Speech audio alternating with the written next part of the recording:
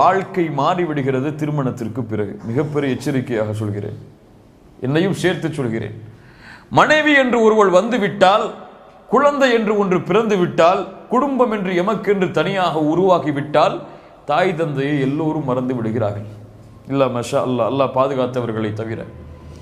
மனைவிக்கு கொடுக்கக்கூடிய முக்கியத்துவத்தில் 1% கூட தாய்க்கு கொடுப்பதில்லை. மனைவி சண்டையிட்டால் அடுத்த நாள் சமாதானமாகி மனைவியோடு பேச வேண்டும் என்று விரும்புகிறார்கள். தந்தை தாய் ஏதோ கோபப்பட்டு சண்டையிட்டு விட்டால் வருட கணக்கில் அதை போட்டு விடுகிறார்கள், எந்த பலனும் இல்லாத காரணத்தால். இல்ல மஷா அல்லா, அல்லாஹ் பாதுகாத்தவர்களை தவிர. சொத்துக்காக, காசுக்காக தந்தை சம்பாதித்து சேர்த்து வைத்த சொத்தை தான் அனுபவிக்க வேண்டும் என்பதற்காக இன்று முஸ்லிம் சமூகத்தில் 180 குடும்பத்தில் இந்த பிரச்சனை உண்டு. இல்ல மஷா அல்லா, அல்லாஹ் பாதுகாத்தவர்களை தவிர.